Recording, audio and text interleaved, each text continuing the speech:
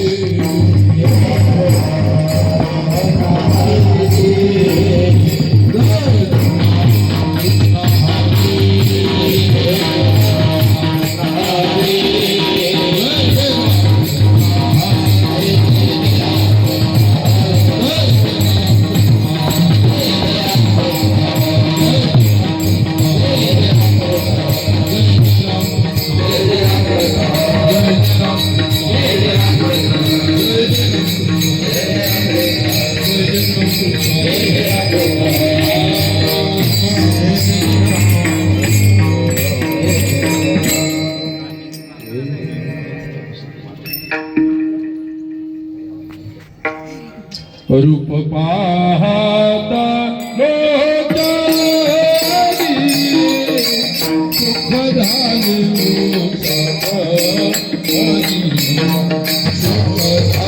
हो सुख झाले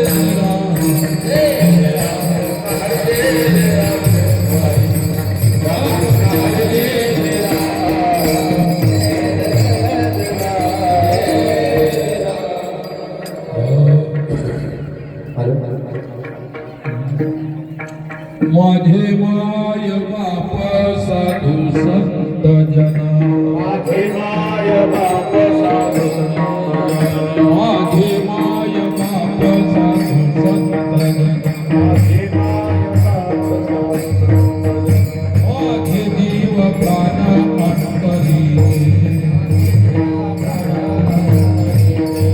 माझे माझे माय बाप साधू संत जना माझे माय बाप साधू संत जना माझे जीव प्राण अंतरी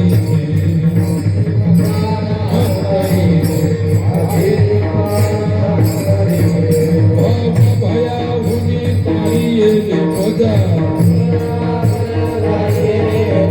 भव भयाहुनी तारी येले मजा भोळे भोळे तुझा प्रेम रामी भोळे भोळे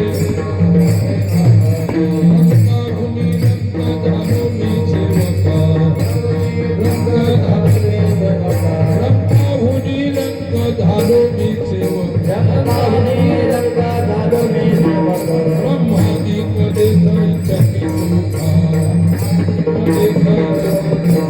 ब्रह्मादी कदे भाव भयाहुनी तारी येले मजा भाव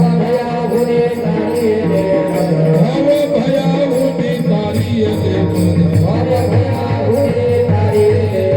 भाळे भोळे तुझा प्रेम दारी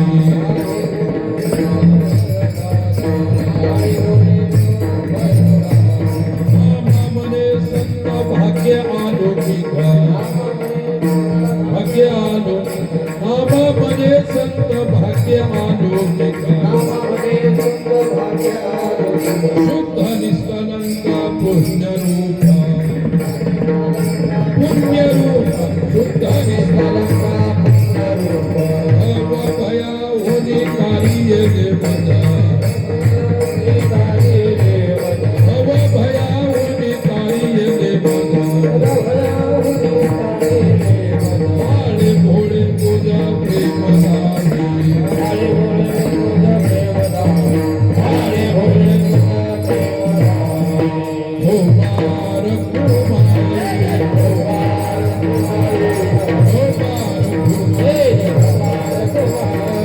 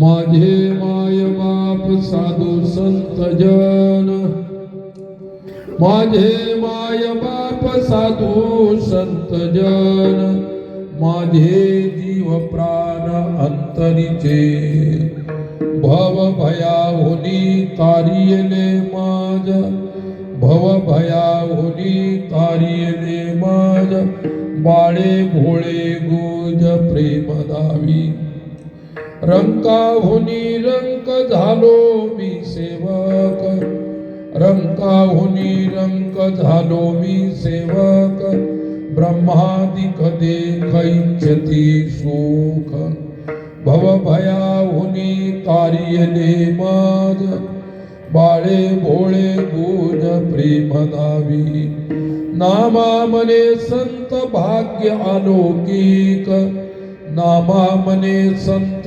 भाग्यालौकिक, शुद्ध निष्कलंक पुण्य रूप, भव भयाहुनी तारियले माझ, भव भयाहुनी तारियले माझ, बाळे भोळे गुज प्रेम दावी, विठ्ठला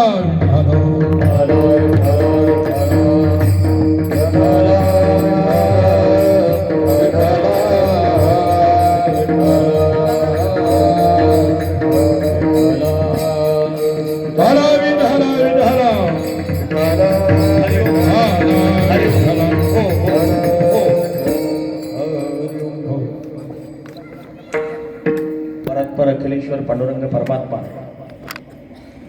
यांच्या पावन कृपेने आजच्या या आपल्या कीर्तनरूपी सेवेकरता उपलब्ध परमपूज्य स्वामीजींच्या पूजनासाठी मी आदरणीय आपल्या शिक्षण प्रसारक मंडळाचे सन्माननीय अध्यक्ष रामकृष्णजी दादा शेटे यांना निमंत्रित करतो. त्यांनी कृपया बाबांचं पूजन करावं.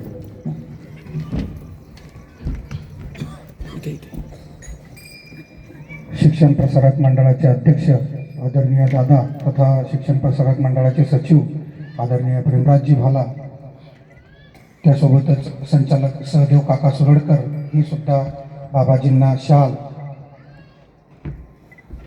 तथा माल्यार्पण. आपल्या विद्यालयाचे सन्माननीय प्राचार्य, उपप्राचार्य, पर्यवेक्षक यांना सुद्धा विनंती करण्यात येत आहे की त्यांनी कृपया बाबांना हार अर्पण करावा. सोबतच पळसखेड सपकाळ या ठिकाणी बाबाजींचा गुरुदेव आश्रम तथा शिक्षण संस्था या शिक्षण संस्थेसाठी, त्या विद्यार्थ्यांसाठी शिक्षण प्रसारक मंडळाचे अध्यक्ष आदरणीय दादा यांच्याकडून 25,000 रुपये, सोबतच आमचे गणेशजी आंभोरे यांनी जी प्रतिकृती, त्यांची जी कलाकृती आहे ती स्वामीजीच्या चरणी अर्पण. जोरदार टाळ्या. सोबतच आदरणीय गवले सर, हार्दिक गणेश.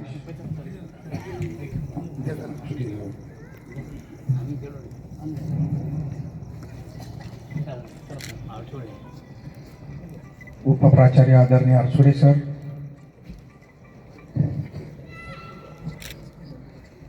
पर्यवेक्षक सन्माननीय दंडे सर सुद्धा बाबाजींचा आशीर्वाद घेतील.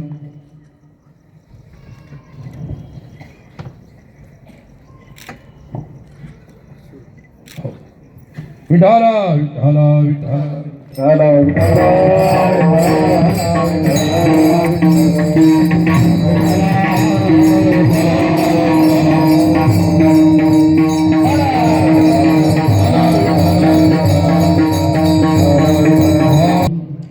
जगनहितपानि मंडनं मंडनानां तरुण तुलसीमाला कंधरं कंजनेत्रं सदय धवलहासं विठ्ठलं चिन्तयामि. पांडुरंग गारू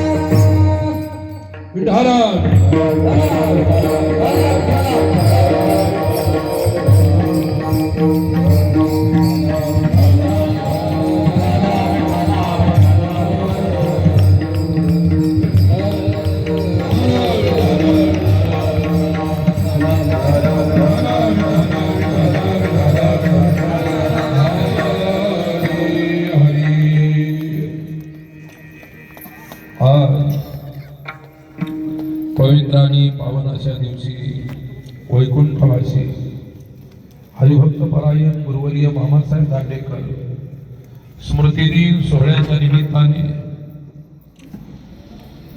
कीर्तनरूपी सेवेसाठी निवडलेला अभंग संत शिरोमणी, भक्त शिरोमणी संत रामदेव महाराज यांचा आहे. अभंगातून संत जगाचे कसे मायबाप आहे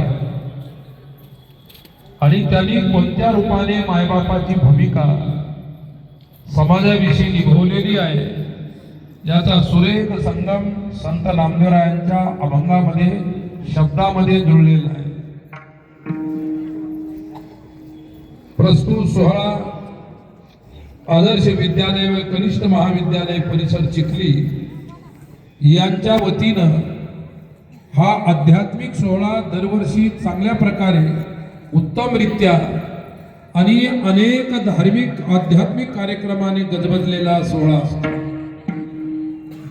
आपल्या या आदर्श विद्यालयाचे व कनिष्ठ महाविद्यालयाचे अध्यक्ष श्री रामकृष्ण दादा शेटे, उपाध्यक्ष नानासाहेब बाहेकर, सचिव आमचे प्रेमराज भाला, सहसचिव कैलास जेठे, कोषाध्यक्ष ॲडव्होकेट विजयकुमार कोठारी व सर्व संचालक मंडळी यांच्या वतीनं एक आदर्श विद्यालयामध्ये आदर्श हा कार्यक्रम साजरा केला जातो. ही मोठी नवलावाची गोष्ट आहे. सज्जनांनो, आणि म्हणून दरवर्षी प्रमाणे याही वर्षी ही जी सेवा आहे मामासाहेबांच्या स्मृतिदिनाची माझ्याकडे आलेली आहे.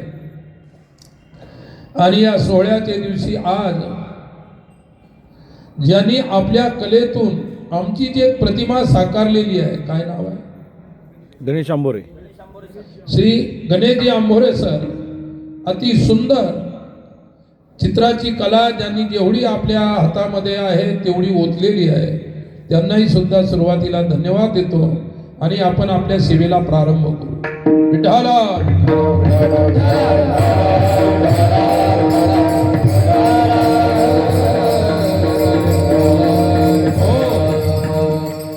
आणि विशेष सांगायचं म्हणजे, कारण ती गोष्ट उल्लेखनीय आहे. आश्रमामध्ये गोरगरिबांची मुलं शिकतात, अनाथ मुलं शिकतात आणि आश्रमाच्या कार्यासाठी आपल्या संस्थेचे अध्यक्ष श्री रामकृष्ण दादा हे दरवर्षी आश्रमाला दान देत असतात. आणि या वर्षी दादांनी विशेष भर घातलेली आहे. 20च्या ठिकाणी 25 केलेले आहे. आणि सुरुवातीपासून जेव्हापासून दादांनी हा उपक्रम सुरू केला, सर्वप्रथम आश्रमात जेवढे सर्व जे पंखे दिसतात हॉलमध्ये खोल्यांच्या मध्ये, ते सर्व दादांनी लावलेले आहे. अशी आश्रमाच्या प्रती आदराची व सहकार्याची त्यांची उत्कृष्ट श्रेष्ठ भावना आहे. म्हणून या गोष्टीचा सुद्धा उल्लेख करणं तेवढंच महत्वाचं होतं. विठ्ठला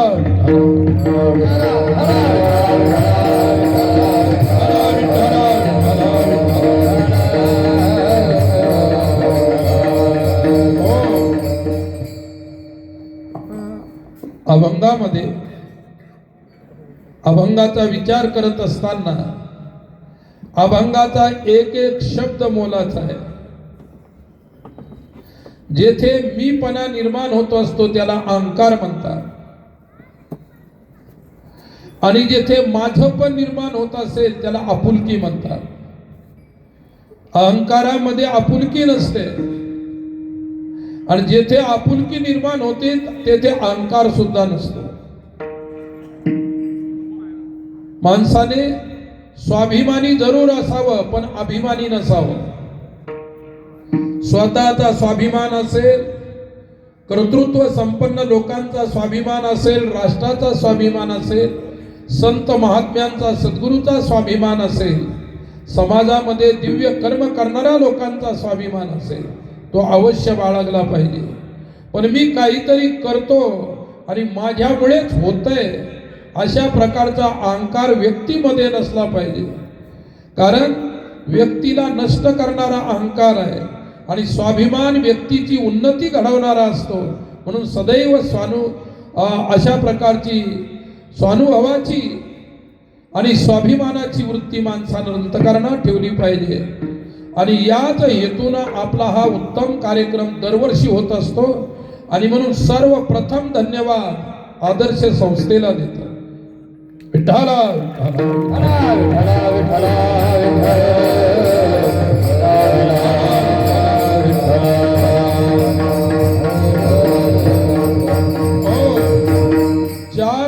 जानेवारीची आली म्हणजे चिखलीतील सर्व भाविक भक्तांना असं या कार्यक्रमाची आठवण होते. संत नामदेव महाराजांनी आपल्या अभंगाच्या सुरुवातीला माझे माय बाप साधू संत जन माझे जीव प्राण अंतरीचे. संत नामदेव महाराजांच्या अभंगामध्ये प्रवेश करण्यापूर्वी आपण थोडस अभंगाचा प्रस्तावनेचा भाग पाहणार आहोत. संत म्हटल्यानंतर समाजाविषयी तळमळ असते, अंतरीची तळमळ असते. ज्याने आयुष्यामध्ये साधुता प्राप्त केलेली आहे, प्रवचन करणे, कीर्तन करणे, व्याख्यान करणे, पोथी पुराण वाचणे हा भाग वेगळा आहे, लक्षात ठेवा. परंतु या भागापासून साधुता प्राप्त करणे हा भाग वेगळा आहे. साधूचं समाजाशी फार मोठं नातं आहे आणि युगापासून नातं आहे. ते काय आजकालचं नातं आहे, युगापासून चालत आलेलं नातं आहे.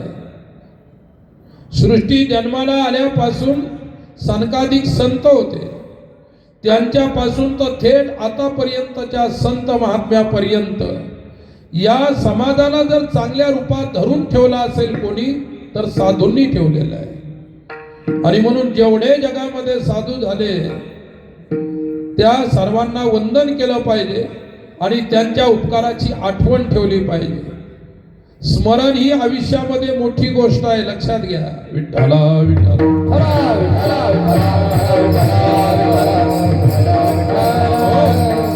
चांगल्या गोष्टीचं स्मरण ठेवायला पाहिजे, वाईट गोष्टीचं विस्मरण व्हायला पाहिजे.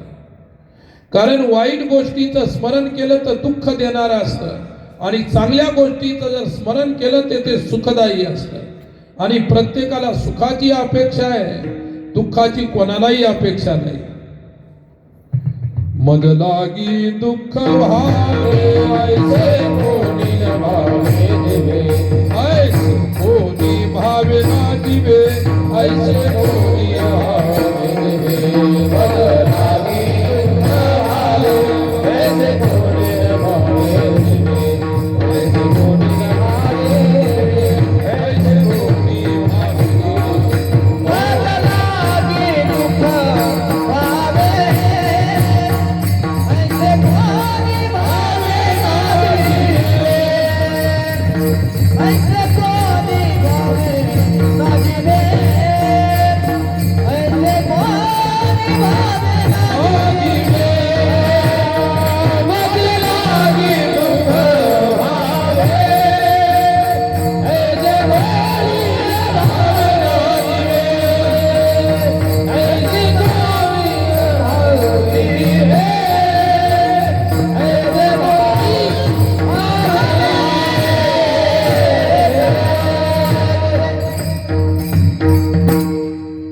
मदलागी दुःख भावे ऐसे कोणी भावे ना जीवे.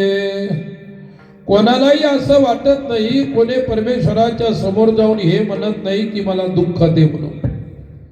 प्रत्येक जण जातो आपल्या छोट्याशा लेकराला जरी घेऊन गेला तर म्हणतो देवा माझ्या बाळाला सुख दे, आम्हाला सुखी ठेव. अरे सुखी ठेवण्याची प्रार्थना तुमची अतिशय उत्तम आणि प्रांजळ आहे. दुःख कोणी मागत नाही. पुराणामध्ये इतिहासामध्ये श्रीमद भागवतामध्ये दुःख फक्त दोनच लोकांनी मागितलं. दुःख मागितलं ते कुंतीने मागितलं, दुःख मागितलं राजा रंतीदेवाने. काय रंतीदेव तुमचा आमचा पूर्वज, कुंती सुद्धा तुमची आमची पूर्वज. या दोघांनी मात्र दुःख मागितलं परमेश्वराला. महाभारताचं युद्ध संपलं आणि संपल्यानंतर श्रीकृष्णाने कुंतीला म्हटलं आत्या अगं मी देव आहे, तुला जर काही मागायचं असेल तर मागून घे. कुंती म्हणाली देव आहे म्हणूनच मागते तुला. कदाचित आजपर्यंत कोणी नसेल मागितलं ते मागणार आहे. देवाला वाटलं ती काय मागते पता नाही, माझ्याकडून देणं होतं किंवा नाही हा प्रश्न आहे. विठ्ठला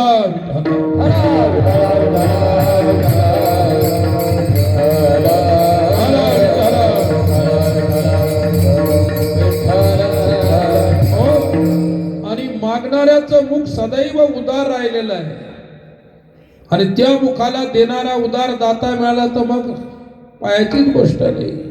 काय मणिकांचन योग आहे, दुग्ध शर्करा योग आहे. मग कुंतीनं म्हटल्यानंतर कृष्णालाही प्रश्न पडला, पता नाही आता ही आत्या काय मागते मला. आणि विचारलं माग, तुला जे काही मागायचं असेल. तो परमेश्वर आहे, त्याला काही देणं अशक्य नाही. लक्षात ठेवा, तुमचं आमचं सर्वांचं सीमित असल्यामुळे मर्यादित आहे. तुमच्या आमच्या संपत्तीची मर्यादा आहे, स्वभावाची मर्यादा आहे, शरीराची मर्यादा आहे, आयुष्याची मर्यादा आहे. आपण जीव म्हटल्यानंतर मर्यादेच्या बंधनात बांधलेले आहोत, परंतु तो ईश्वर आहे, तो अमर्याद आहे. त्याला वाटेल ते द्यायला इच्छा झाल्यानंतर तो देऊ शकतो. लक्षात ठेवा. आणि कुंतीनं मागितलं, विपदा संतुमे शाश्वत, ईश्वरा मला जर द्यायचं असेल तर दुःख दे, विपत्ती दे. अरे बाबा, सांगितलं हा प्रश्न आणि अशा प्रकारची मागणी तर अजूनही कोणी केली नाही. कुंतीनं मागितलं दुःख, विठ्ठल विठ्ठल. हो. आणि देवाने विचारलं का बरं दुःख मागतेस? सांगितलं परमेश्वरा, माझ्या आयुष्यामध्ये जोपर्यंत आमच्यावरती संकट होती, दुःख होती, तोपर्यंत तू आमच्या सोबत होतास. आणि आता मला महाभारताचा विजय दिला. कदाचित तू म्हणतोस की आता मला द्वारिका माझी वाट पाहत असेल, मला द्वारिकेला जावंच लागणार आहे. याचा अर्थ आमच्यात तू आता राहणार नाही. विजय मिळाला म्हणजे सुख मिळालं, विजय मिळाला म्हणजे आनंद मिळाला, आणि आता आम्हाला सर्वस्व दिलं. आता मात्र कुंती म्हणाली, ससा सदैव दुःखात आम्हाला सांभाळत राहिला. पहा, सुख आल्यानंतर सर्व स्वार्थी जमा होतात, एकमेकाला मानायला लागतात, राम राम श्याम श्याम. आणि दुःख आल्यानंतर जवळचे सोडून जातात, कोणी विचारायला तयार नसतं. लक्षात ठेवा, हा माणूस इतका स्वार्थी आहे. विठ्ठला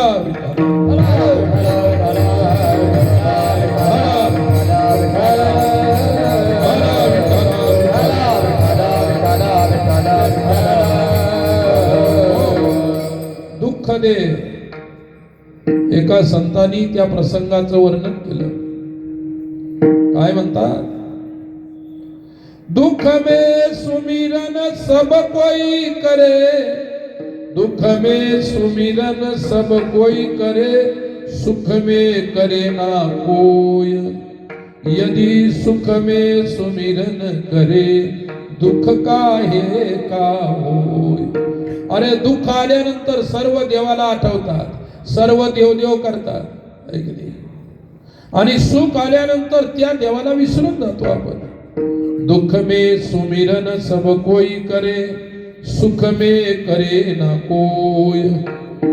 यदि सुख में सुमिरन करे, दुःख काहे का होय. अरे जसं दुःखात तुम्ही परमेश्वराचं स्मरण केलं, तसं जर सुखातही स्मरण करत राहिले तर तुमच्या आयुष्यात पुन्हा दुःख येणार नाही. अरे खाटूच्या श्यामबाबाची एवढी यात्रा का भरायला लागली? सर्व दुःखी तेथे जायला लागले.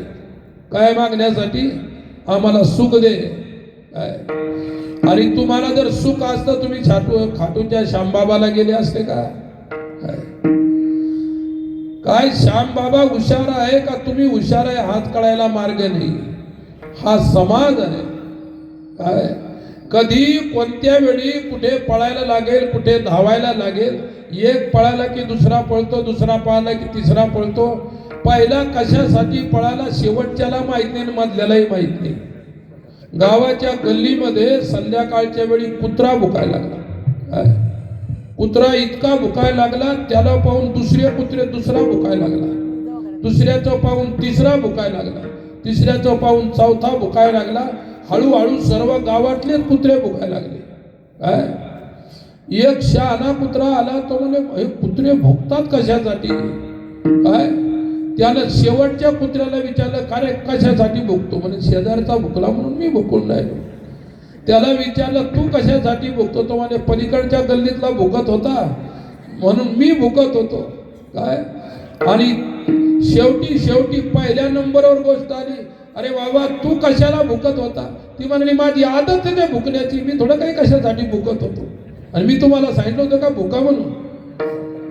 अरे कोण कशासाठी भुकतो, कोण कशासाठी धावतो याचा काही विचार नाही. नुसते धावायला लागले फक्त माणसं. आणि म्हणून अशांती वाढली, दुःख वाढलं, कष्ट वाढले. काय अरे देवाकडे पळायला लागले स्वार्थासाठी, साधू संतांकडे जायला लागले स्वार्थासाठी. ज्या दिवशी तुम्ही निस्वार्थ होऊन पुढे जाल त्या दिवशी तुम्हाला सर्वस्व मिळेल. परंतु ती निस्वार्थता सर्वांच्या भाग्यामध्ये नाही, क्वचितांच्या भाग्यामध्ये असते. आणि हा सिद्धांत आहे, हा वैचारिक सिद्धांत आहे. माणसाला विचारच कळाले नाही तर सिद्धांत कळणार नाही. काय अरे तुम्ही पायरीपर्यंतच पोहोचले नाही तर मूर्ती पुढे कधी पोहोचणार आहे? ज्या दिवशी पायरीवर पाऊल ठेवायला चढायला लागाल तर कुठेतरी मूर्ती सापडेल मंदिरात एखाद्या. हा प्रश्नच समाजाचा अशा प्रकारचा आहे. आणि सत्य विचार आणि सत्य गोष्टी सांगायला गेले की समाजाच्या मनाला त्या बोचतात टोचतात, त्या आवडत नाही. आणि खोटं जर रंगून सांगायला गेले तर समाज धावत राहतो त्या खोट्या गोष्टी काय. म्हणून प्रश्न हाच आहे, कोण कशासाठी भुकला काही घेणं देणं नाही.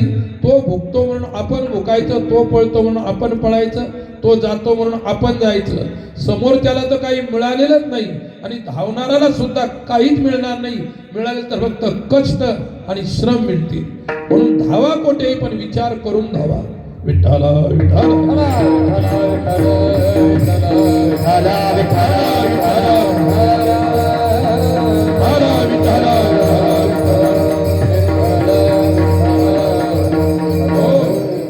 फार मोठी यात्रा भरलेली होती, फार मोठी यात्रा भरलेली होती. आणि वाळवंट होतं, नदीच्या वाळवंटात यात्रा भरलेली. पुष्कळ दिंड्या आल्या होते, पुष्कळ साधू संत आले होते. कोठे कीर्तन चालू, कोठे प्रवचन चालू, कोठे भारुडं चालू, कोठे हरिपाठ चालू, काही ना काही चालू होतं. एक फार मोठे प्रसिद्ध संत होते, त्यांचं कीर्तन होतं, या काही प्रवचन असेल. आणि भरपूर लोक त्याच्यामध्ये बसलेले होते, भरपूर लोक ऐकायला. वा एवढे मोठे महात्मा आहेत, ऐकायला पाहिजे. ऐकणं ही चांगली गोष्ट आहे, कारण ऐकल्यानंच विचार मिळत असतात. तुम्ही जर ऐकलंच नाही कुठे, एक तर वाचनाने विचार मिळतात आणि जवळजवळ वाचन संस्कृती संपुष्टात आल्यासारखी झाली. कारण तुमच्या हातात मोबाईल आले, जे पाहिजे ते मोबाईलमध्ये सापडतं काय. परंतु तुम्ही पूर्वीच्या काळामध्ये ग्रंथ वाचन करायचे, पेपर वाचन करायचे, चांगले पुस्तकं वाचन करायचे. आता वाचनासाठी लायब्ररी आहेत, परंतु खडखडांग झालं, त्याच्यामध्ये कोणी बसत नाही का. वाचन संस्कृती संपुष्टात आली आणि वाचन संपुष्टात आलं तर वैचारिकता संपुष्टात येईल. म्हणून माणसाने वाचलं पाहिजे, शहाण्या माणसानं, सुशिक्षित माणसानं वाचलं पाहिजे. चांगले विचाराचे ग्रंथ वाचले पाहिजे, चांगले विचाराची पुस्तकं वाचली पाहिजे. स्वजीवन घडवायचं असेल तर विठ्ठला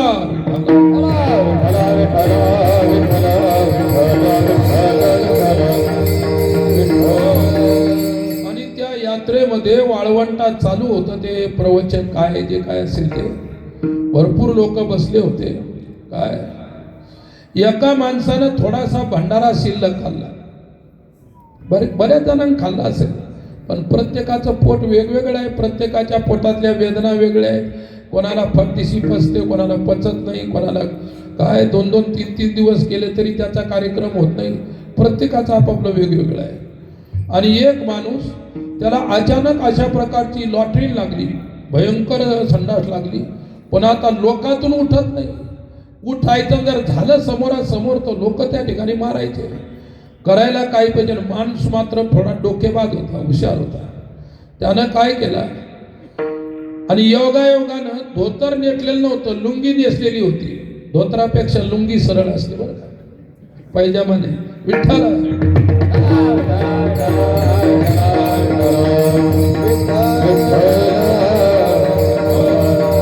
त्याला वाटलं उठता येत नाही, आपलं आता पोट राहू शकत नाही, नाहीतर आपल्याला काहीतरी व्हायचं, बेशुद्ध व्हायचं, पोट फुगायचं, काही ना काही गडबड व्हायची.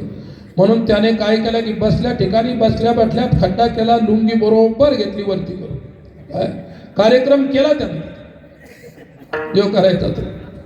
आलं का लक्षात तुमच्या, का लेट करंट आहे. विठ्ठला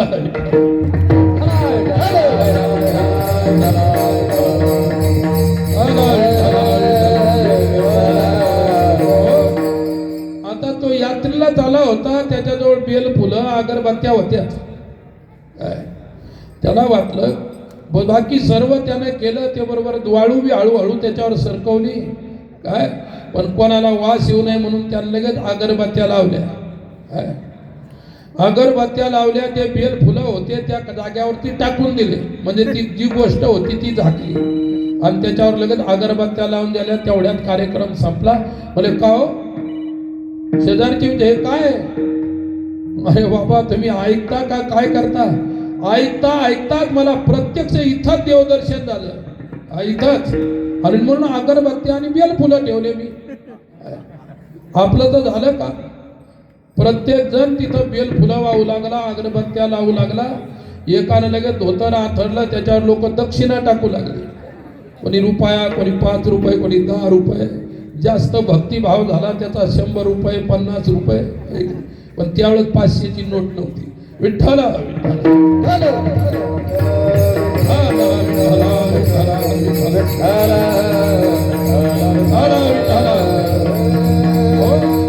कारण 500ची नोट आमच्या देखत आली. आम्ही सुद्धा सुरुवातीला 500ची नोट नव्हती पाहिली. काय तर मला सांगायचं काय, इतकी गर्दी झाली. बेल फुलाचा गण लागला असा. त्या बेल फुलाच्या शेंड्याला माणसाचे हात पोहोचत नव्हते. इतका मोठा गण तिथं गण मोठा ढिगारा झाला तयार. अगरबत्त्याचा पाऊच नका आणि पैशाचेही सुद्धा धोत्रावर टाकले पैसे. धोतर भरून गेलं पैशाने, एवढे पैसे झाले. काय पुजारी कोण? ज्यानं कार्यक्रम केला तोच पुजारी. विठ्ठला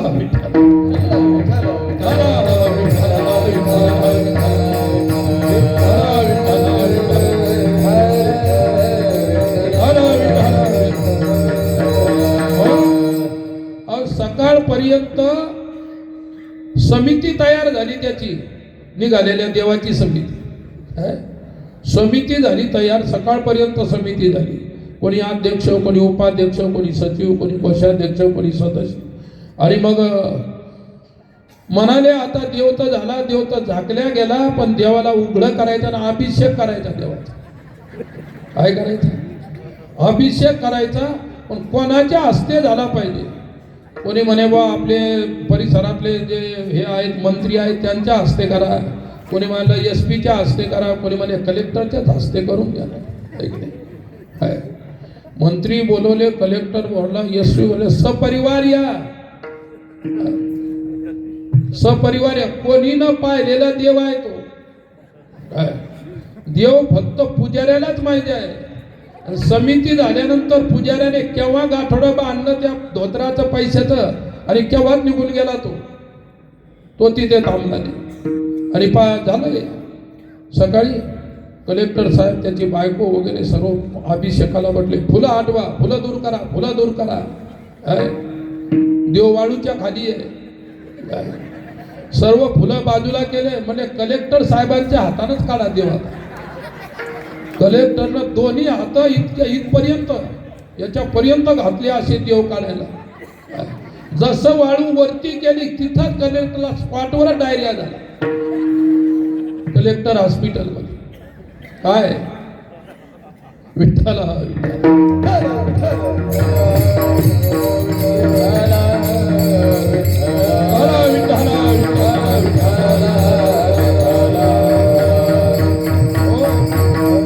चांगली गोष्ट आहे. तुमच्यातलं कोणी नव्हता अभिषेकाला, तुम्ही दवाखान्यात असा. याचा अर्थ काय आहे हे कोणालाच माहित नाही. आणि कोणीतरी नसलेल्या गोष्टीला उभं केलं. ज्यानं केलं तो स्वार्थ सिद्ध करून पळून गेला. त्यानं नेल्या नोटा भरून, एक आठवडं भरून नेलं. बाकी कलेक्टरला डायरिया हो का कलेक्टरला हार्ट अटॅक हो त्याला काही घेणं देणं नाही. तो त्याचा निघून गेला. म्हणून याचा अर्थ आहे की समाजामध्ये अविचाराचे बीजारोपण केल्यानंतर समाजाला अशा प्रकारचे कष्ट दुःख भोगावे लागत असतात. आणि म्हणून जगाला आवश्यकता विचाराची आहे. आणि विचार जर कोणाजवळ असतील तर साधू संतांच्या जवळ आहे. आणि ते साधू संत कोण हे नामदेवरायांनी अभंगाच्या पहिल्याच्या माझे माय बाप साधू संत माझे माय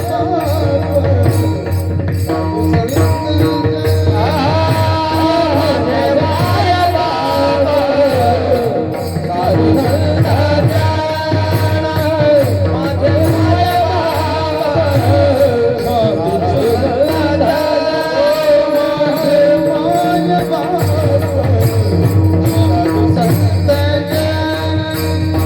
माझे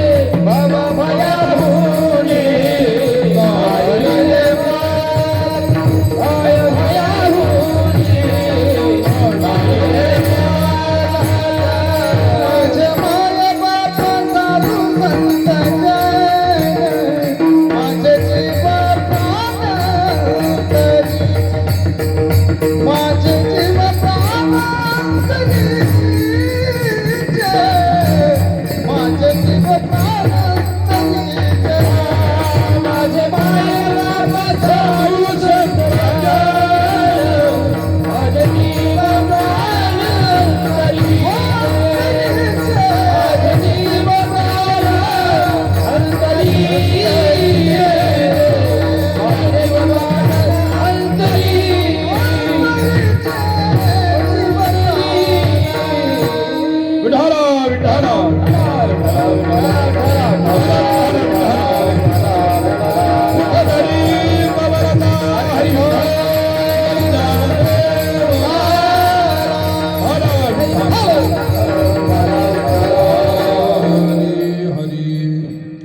माझे माय बाप साधू संत जन माझे जीव प्राण अंतरीचे.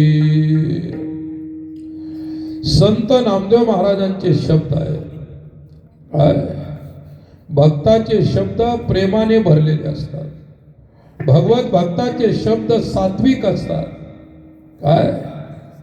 माणसामध्ये 3 गुण असतात, सात्विक, राजस आणि तामस.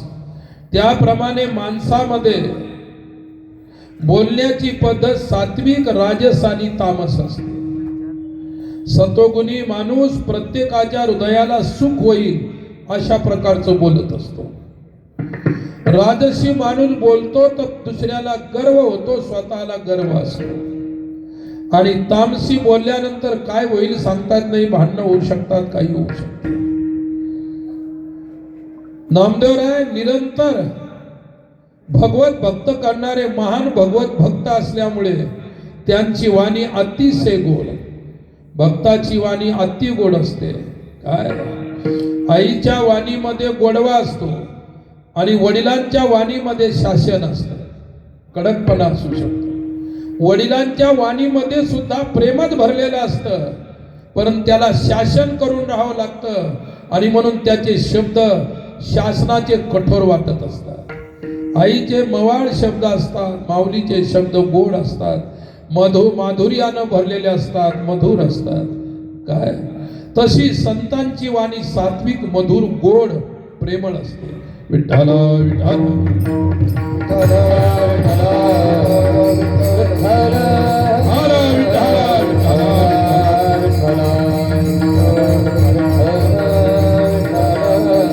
संतांच्या वाणीमध्ये, विद्वानाच्या वाणीमध्ये फार फरक असतो. चैतन्य महाप्रभू नावाचे संत बंगालमध्ये होऊन गेले. त्यांचं मूळ नाव निमाई पंडित होतं. निंबाच्या वृक्षाखाली त्यांचा जन्म झाला म्हणून आई वडिलांनी त्यांचं नाव निमाई ठेवलं. आपल्या महाराष्ट्रामध्ये पैठणजवळ वैष्णवाचे आचार्य निंबार्काचार्य, त्यांचा जन्म पैठणजवळ मुंगीला झाला. त्यांचाही जन्म निंबाच्या झाडाखाली झाला होता म्हणून त्यांचं नाव निंबार्क ठेवलं. विठ्ठल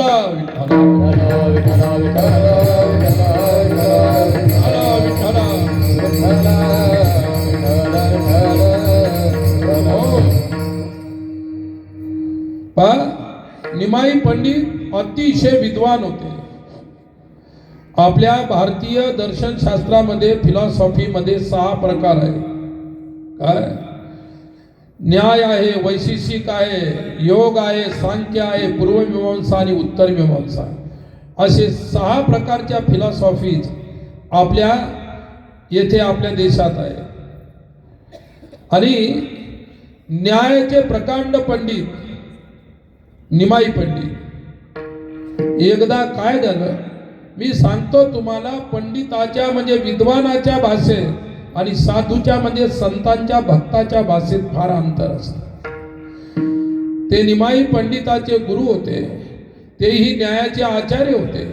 ते अतिशय थकल्यामुळे त्यांच्याकडून बोलावल्या जात नव्हतं आणि म्हणून त्यांनी एके दिवशी निमाईला बोलावलं. सांगितलं, निमाई तू पंडित आहेस, विद्वान आहेस, खूप शास्त्रार्थ केलेला आहेस तू, आणि आता माझ्याकडून हे विद्यार्थ्यांना पाठ सांगायचं, हे ज्ञान सांगायचं होत नाही. उद्यापासून माझ्या गादीवर बसून तू सांगत जा. म्हणजे गुरुने त्याला गुरुपद दिलं. दुसऱ्या दिवसापासून त्याला पाठ सांगायचा. तो न्यायाचा पंडित होता आणि न्याय ऐकणारे विद्यार्थी ते सुद्धा विद्वान. व्याकरण आहे, शब्दकोश आहे, या सर्व याच्यामध्ये पारंगत असणारे विद्वान. विठ्ठला विठ्ठला विठ्ठला विठ्ठला.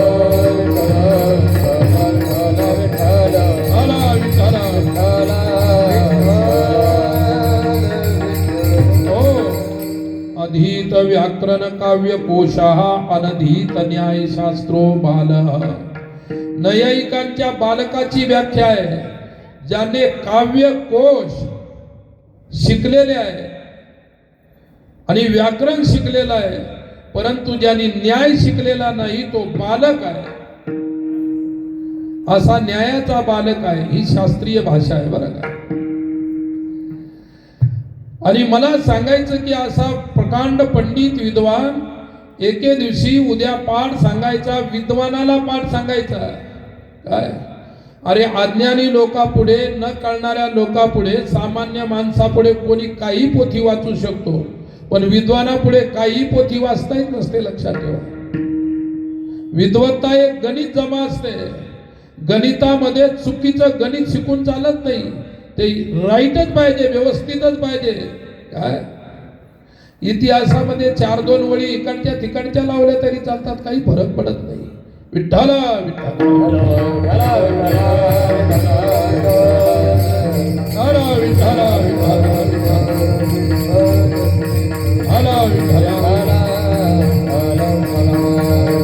हो, इतिहासामध्ये एक नदी जर घोड्याने ओलांडून नेला असेल तर 4 सांगता येतात, पण गणितात नाही जमत. 1चे 4 करायला जमत नाही. लक्षात ठेवा, जशाला तसं बिलकुल राईट ते राईटच असतं. लक्षात ठेवा, परफेक्ट असलं पाहिजे. तर मला म्हणायचं की ज्यावेळी निमाई पंडित सकाळी सकाळी जे विद्यार्थ्यांना शिकवायचं, त्या विद्वान विद्यार्थ्यांना शिकवायचं, त्याला वाटलं आपण आजचा विषय तयार करू आणि नंतर पाठा सांगू. तो विषय तयार करण्यासाठी न्यायाची पोथी घेतली, न्यायशास्त्राची, आणि गंगेवरती घाटावरती पायरीवर येऊन बसला. पायरीवर बसला आणि पाय पाण्यात सोडले असे, आणि पोथी हातामध्ये होती. त्या ओळीचा अर्थ लावू लागला तो, आणि पाण्यावरती, गंगेच्या पाण्यावरती असे बसल्या बसल्या पाय मारू लागला. तेवढ्यामध्ये एक वृद्ध वैष्णव, वैष्णव म्हणजे वारकरी, वैष्णव म्हणजे वारकरी, एक वैष्णव सहज सकाळच्या स्नानासाठी गंगेच्या घाट उतरत होता. आणि आता त्यांनी कपडे बाजूला ठेवले, त्या वैष्णवाला स्नान करायचं. त्याने पाहिले की कोणीतरी गंगा मातेला पायाने मारत आहे. त्याची श्रद्धा आहे गंगेवरती. विठ्ठला विठ्ठला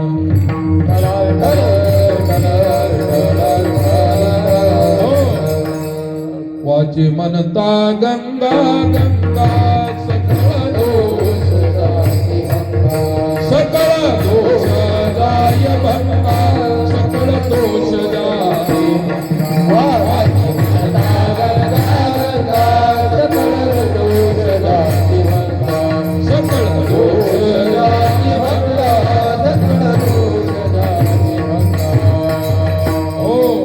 वाचे म्हणता गंगा गंगा सकळ दोष जाय भंगा, किंवा जाती भंगा. वाणीनं नुसतं गंगा गंगा म्हटलं तर सकळ पाप निवृत्त होता. गंगा गंगेतियो ब्रूयात योजनानां शतैरपि. किती जरी कठोर पाप असतील, गंगा स्नानाने ते धुवून जातात, निघतात. काय आणि हा वैष्णव स्नानासाठी उतरला आणि पाण्यात पावलं ठेवायच्या अगोदर गंगेचं दर्शन घेतलं आणि प्रार्थना केली, गंगामाई मी तुझ्यामध्ये स्नान करत आहे, क्षमा कर मला. वैष्णवाचा विनय आहे, नम्रता आहे. आणि मग त्याचं लक्ष त्या पंडिताकडे गेलं, निमाई पंडिताकडे. हा पंडित पाण्यावरती लाता मारू लागला अशा. काय आणि सहज त्या वैष्णवाने म्हटलं, मी तुम्हाला काय सांगतो, विद्वानाची भाषा आणि भक्ताच्या भाषेमध्ये किती फरक आहे. तो वारकरी म्हणाला, तो वैष्णव म्हणाले, बाबा पंडित जी, गंगा माँ है, गंगा के ऊपर पैरों से लातों से नहीं मारा जाता, वो तो हमारा श्रद्धा स्थान है. पंडित काय म्हणला, थेरड्या म्हाताड्या, करायचं चुपचाप स्नान कर, मला शहाणपण शिकू नको. करायचं स्नान कर, नाही तर निघून जा. मला शहाणपण शिकवणार, मी काय वेडा आहे काय? गंगेवर लाता मारणारा शहाणा असू शकतो का? विद्वानामध्ये अहंकार आहे, लक्षात ठेवा. विद्वत्तेमध्ये अहंकार लपलेला असतो. वास्तविक विद्वत्ता अहंकाराला जन्म देणारी नाही. विद्वत्ता कशी आहे? विद्या विनयेन शोभते. जो खरा विद्या संपन्न आहे त्याच्यामध्येच विनय असला पाहिजे, नम्रता असली पाहिजे. परंतु याला विद्येचा गर्व असल्यामुळे एका वैष्णवाचा अपमान केला त्याने बोलून.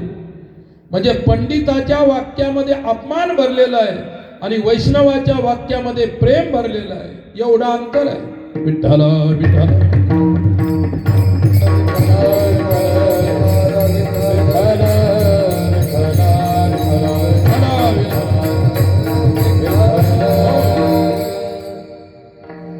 नम्र झाला भूता, नम्र झाला भूता, नम्र झाला भूता, नम्र झाला भूता. तेने कोटी हे मानता,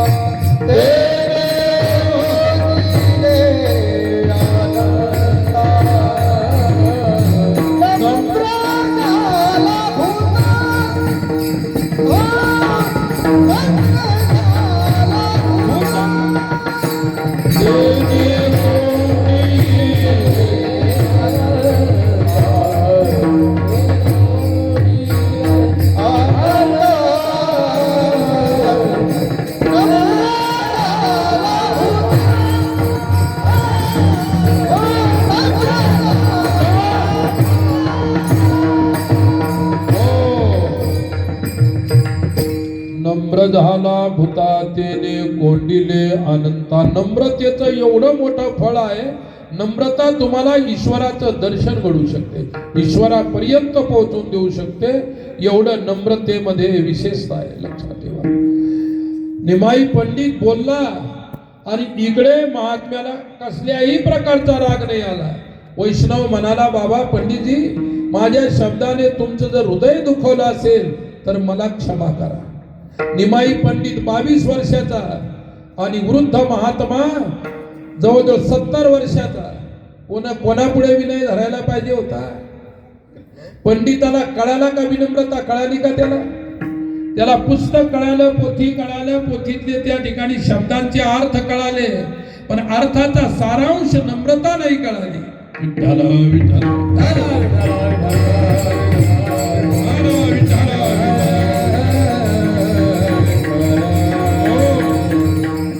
वैष्णव एवढं बोलल्यानंतर सुद्धा स्नान केलं. वैष्णवाने वरून स्नान केलं. गंगा अशी वाहत होती.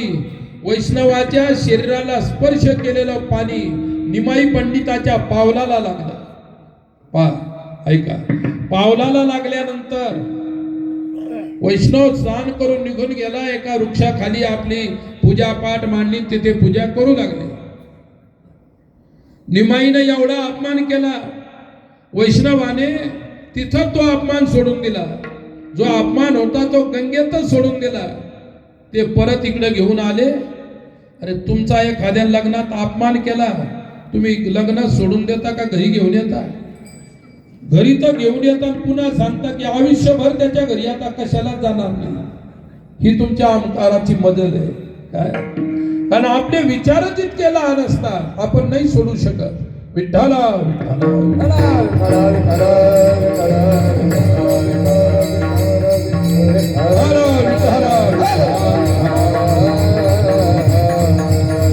हो, परिस्थिती काय झाली पहा. परिस्थिती आणि ज्यावेळी अशा प्रकारच्या प्रसंगामध्ये विठ्ठला विठ्ठला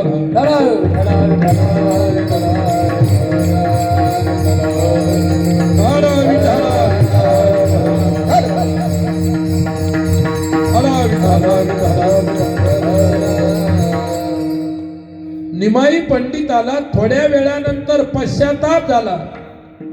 मी एवढा शिकलो, माझ्याजवळ एवढं ज्ञान आहे, पण माझ्यापेक्षा वृद्ध असणाऱ्या एका साधूचा मी सन्मान तर करू शकलो नाही, उलट अपमान केला. धिक्कार आहे माझ्या ज्ञानाला. निमाई पंडिताने ती पोथी त्या गंगेच्याच घाटावर ठेवली. एवढ्या पोथ्या वाचून माझा अहंकार गेला नाही, उलट वाढला. आता कधी पोथीला शिवणार नाही.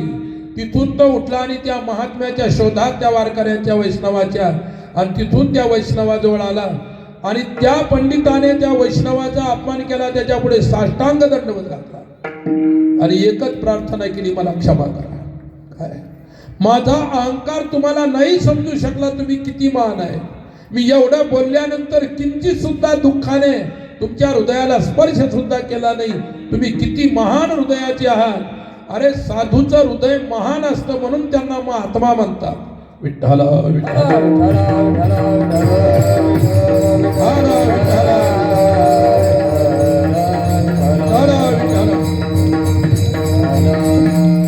तुम्हाला पाहिलं तर तुम्हाला शेजाऱ्याचं लेकरू सुद्धा सहन होत नाही. साधूला सर्व जगातल्या लोकांचं सहन करावं लागतं. एवढी मोठी सहनशीलता त्यांच्यामध्ये असते आणि ही सहिष्णुता साधूचं जीवन आहे. विठ्ठल विठ्ठल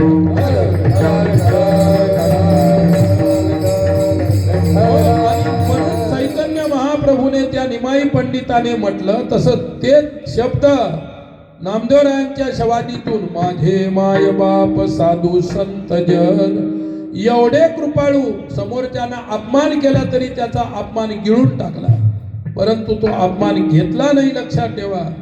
आणि म्हणून नामदेवराय म्हणतात, असे थोर संत ते माझे मायबाप. कोण मायबाप? साधू मायबाप, संत मायबाप आणि जन सुद्धा मायबाप.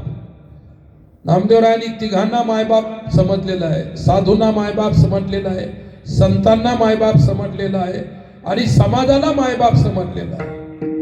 ही त्यांच्या विचारातली आणि साधू संत मायबापाच्या विषयी असणारी व्यापक विचाराची धारणा. विठ्ठल विठ्ठल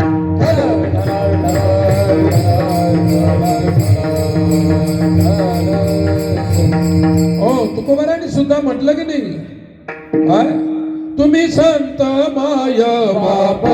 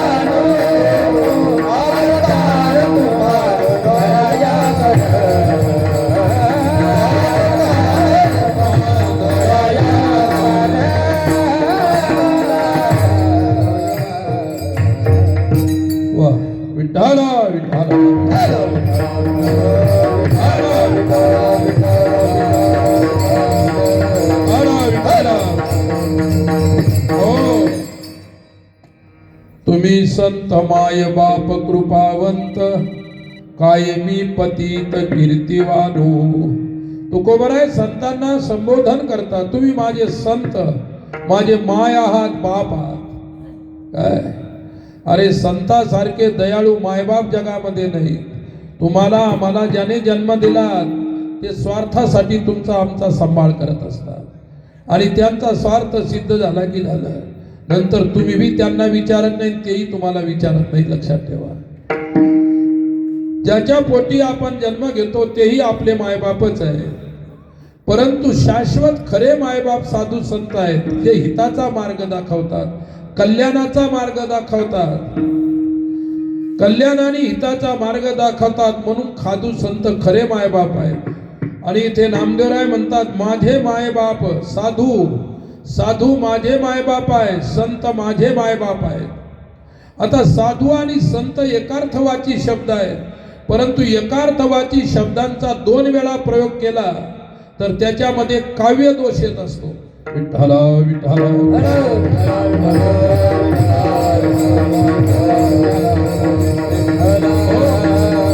त्याच्यामध्ये पुनरावृत्ती नावाचा काव्य दोष येतो. एकच शब्द एकाच अर्थाचे दोन शब्द एका काव्यामध्ये वापरणे, एका लाईनमध्ये ओळीमध्ये वापरणे हा दोष येतो.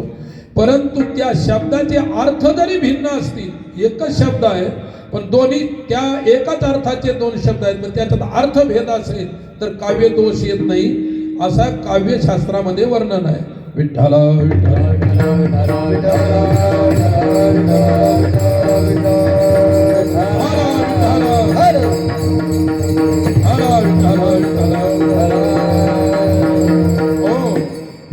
मायबाप आहे. तुकोबरायांनी एका ठिकाणी किती सुंदर म्हटलेलं आहे पहा. इतकं छान त्या ठिकाणी मायबापाविषयी लिहितात. विठ्ठला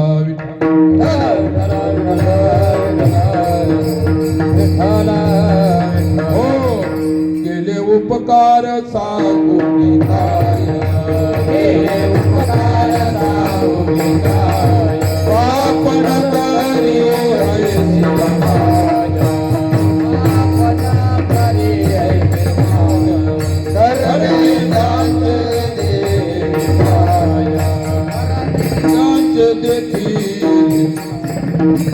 ये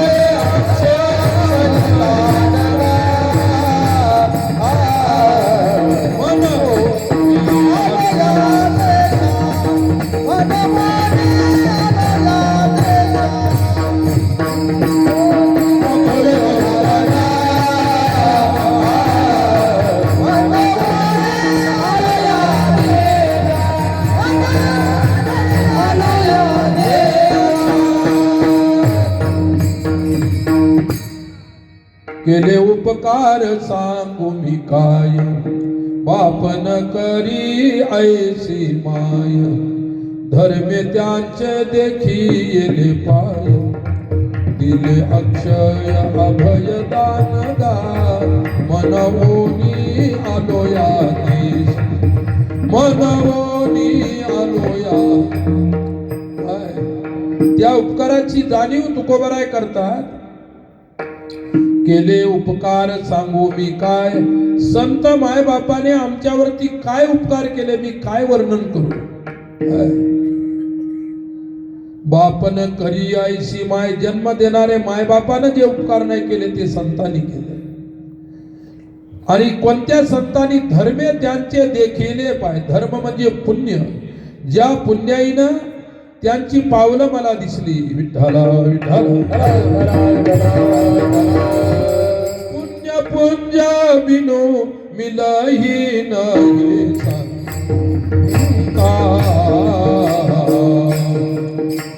सत संते कर संस्कृती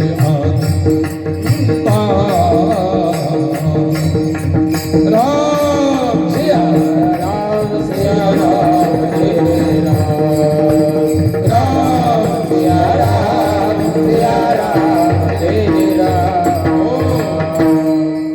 पुण्य पुंज बिनु मिलही नहीं संता, सतसंगती कर संस्कृती अंता.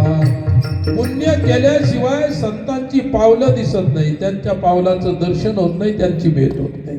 भाग्याचा उदय ते हे जोडी संत पाय, किंवा तिळतिळ पुण्य साचा पडे हे तो बहुता जन्मी जोडे. नाम तुझे वाचेसी आतुडे समागम घडे संतांचा. पूर्वजन्मे सुकृती थोर केली ती मज आजी फळाशी आली. काय साधू संतांची भेट होण्यासाठी पूर्वजन्माचं पुण्य फळाला यावं लागतं. पुण्य फळले आधी आधी अनेक प्रमाण आहेत. मला एवढं सांगायचं की ज्या पुण्याईनं संत भेटी झाली त्या संतांच्या कृपेनं काय दुसऱ्याचं दुःख दूर करतो त्याला संत म्हणतात. परकार्यम साधनोती इति साधू, दुसऱ्याची कार्यसिद्धी व्हावी म्हणून सतत प्रयत्न करत राहतात त्यांना साधू म्हणतात. दुसऱ्याचं दुःख दूर करतात म्हणून त्यांना संत म्हणतात. काय? आणि तिसरा नंबर आहे जन. जन म्हणजे तुम्ही बसलेले सर्व लोक. विठ्ठल विठ्ठल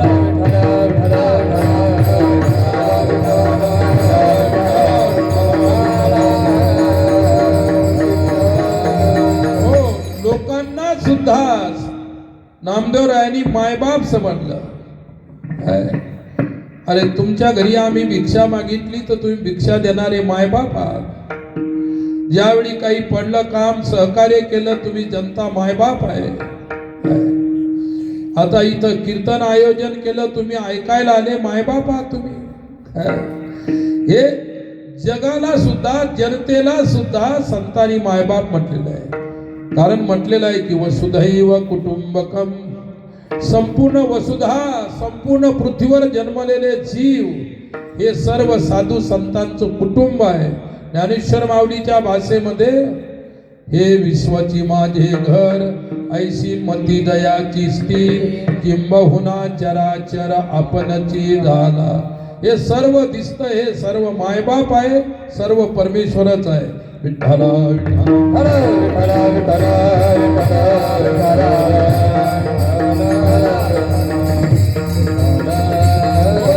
आणि खाली म्हणतात माझे जीव प्राण. माझ्या शब्दाचा वरच्या वडीलाही प्रयोग केला आणि माझ्या शब्दाचा खालच्या वडीलाही प्रयोग केला. काय? खऱ्या अर्थानं डिटेल्स मध्ये जर अभंग सोडवला तर तुमच्या अर्ध्यातले तर झोपी गेल्याशिवाय राहत नाही. काय?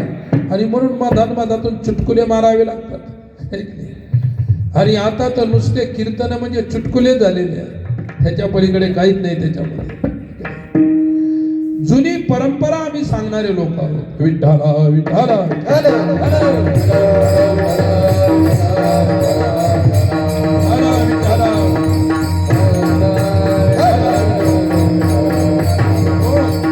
माणसाला झोप केव्हा येते?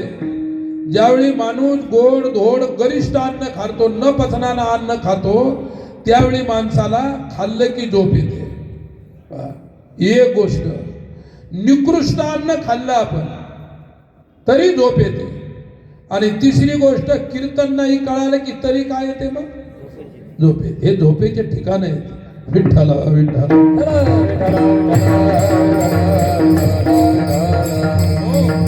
माझ्या जीवनातली प्रत्यक्ष मी अनुभवलेली गोष्ट सांगतो. आम्ही ऋषिकेशला गेलो. ऋषिकेशला गेल्यानंतर इकडं आता आपलं ते वारकरी धोतर वगैरे ते होतं सुरुवातीला सर्व.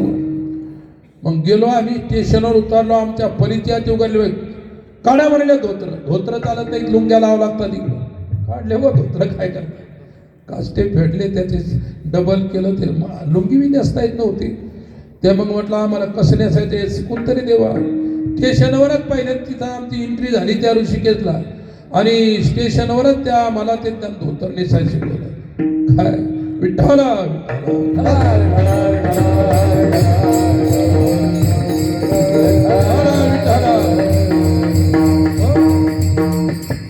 करा म्हणे वरी शर्ट. जे लुंगी आमच्या कमरेला गुंडाळी दिली, त्याला बरोबर घालून खोसून दिली. काय? मग म्हटलं ते म्हणे शर्ट चालत नाही.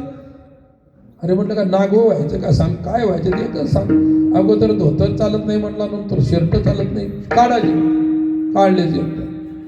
मग तुमच्याजवळ उपरणे आहेत का? म्हणजे आहे म्हटलं. ते शर्ट काढलं, घडी घातली, पिशवीत घालून ठेवलं. मग ते उपरणे घेतले अशा अंगावर आम्ही. काय? अर्ध्या मधात गेलो आम्ही. म्हटलं बाबा आता सांग रे भाऊ, काही चालत नसत तर ते आताच काढायला लाव. काय? आता इकडं मस्त कटेंगी मारलेल्या आणि मिशा ठेवलेल्या. काय? ते म्हणले अशा मिशा नाही, असं चालत नाही. काय? पुन्हा नाव्याच्या दुकानात गेलो, फक्त शेंडी ठेवली. ते मिशा गिशा जे होतं ते सर्व काढून टाकले, केस शेंडी ठेवली. आणि मग पुन्हा, आणि ते बरंच आम्हाला स्टेशन पासून 2-4 किलोमीटर आम्ही मधातून विचारायचो. पुन्हा जे नसलं चालायचं त्याचं सांगून टाक. आता केस काढले, ती धोत्राची लुंगी घातली, ते शर्ट काढलं, उपरनं अंगावर घेतलं. काय? मग ते आतून बन्यानी राहिल्या. ते म्हणजे बन्यान चालत नाही इथं. म्हणलं काहीच करायला काय. त्या बन्यानी काढल्या काय? म्हटलं घातले त्या पिशवीत. ऐकलं म्हटलं पिशवीत ठेवायला चालतात का? ते म्हणे पिशवीत ठेवायला चालतात, पण तिकडच्या साधू लोकांना दिसू नका. नाही ते म्हणतील नकली लोक आहे, सर्व कपडे शर्ट गिरट आणलं आणि पिशीत कोंबून ठेवले, नकली साधू झाले इथं आल्यावर. काय आता त्यावेळी ते अशा चैना नव्हते त्या, आता नवीन निघालं सर्व काही चैन वगैरे बटणं हे ते, साध्या पिशव्या आमच्या त्या. आणि त्याच्या अगोदर तर पोतं फाडायचं, लंब करायचं आणि एक फूटभर शिवायचं, त्याला काय म्हणायचे वळकुटी, त्याच्यात धोतर, त्याच्यात टोपी, त्याच्यात पुस्तकं, त्यात गुंडाळं घेतलं पाठीवर की चालले. काय फार कठीण जुनी परिस्थिती सांगतो तुम्हाला. विठ्ठला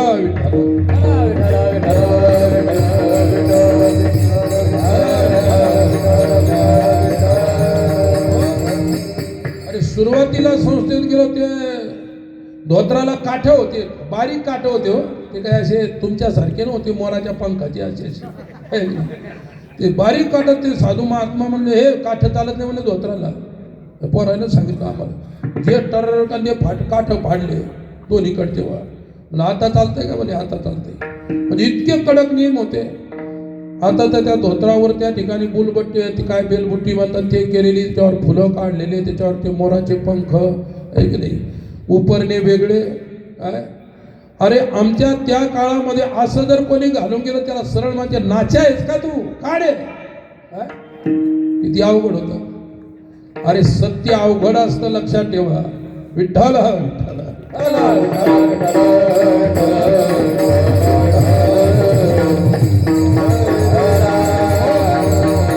आमच्या काळामध्ये गुरुजन मालक होते. आता कोणी कोणाचा गुरु नाही, कोणी कोणाचा चेला नाही.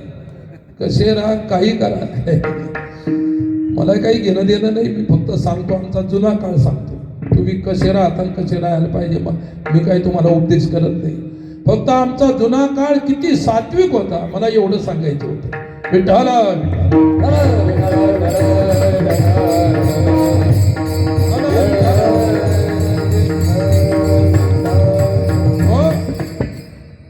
आणि इकडून तिकडून काठ पाडून टाकले, ते नेसून गेलो. तिथं गेले ते महाराज पाठ घेऊ लागले. तिचे गुरु महाराज होते. ते मूर्खा हो, हे नवे धोत्र बिना धुतल्याचे घातले का? आम्हाला माहित नव्हतं. आणि आता नवीनच धुवून घालावं लागतं हे माहिती. ते आता पाठ झाल्यानंतर ते धोत्र गंगेवर न्यायचे, शेण न्यायचं बरोबर, ही बादली घ्या, त्या शेणाचं बरबट करायचं असं त्याच्यात बुडवायचे. कशात? शेणात बुडवायचे, नंतर धुवून काढायचे.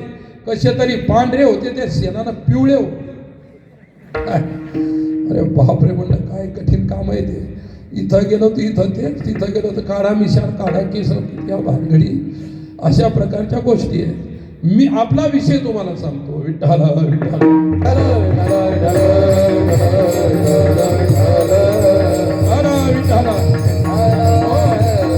अरे साधू संत आणि जन हे तर मायबाप आहे त्यांच्या दृष्टीमध्ये. नुसते मायबाप नाही, माझे म्हणजे स्वतःचे. ज्या विशोबा क्षेत्रानं नामदेवरायांचा उद्धार केला त्यांच्याविषयी काढलेले उद्गार आहे ते. माझा सद्गुरु ते माझा माय आहे, बाप आहे. हे माझे साधू संत जन मायबाप आहे. आणि नुसते मायबाप नाही, जीव प्राण अंतरीचे. काय माझ्या शरीरामध्ये जो प्राण आहे ते प्राणच माझे गुरु आहेत, माझे संत आहेत. स्वतःच्या प्राणाची उपमा साधू संतांना दिली. किती प्रेम असेल. विठ्ठल विठ्ठल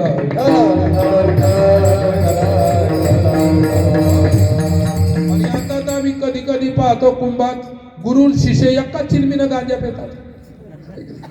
कुठे राहिला गुरु आणि शिष्य भाव. विठ्ठल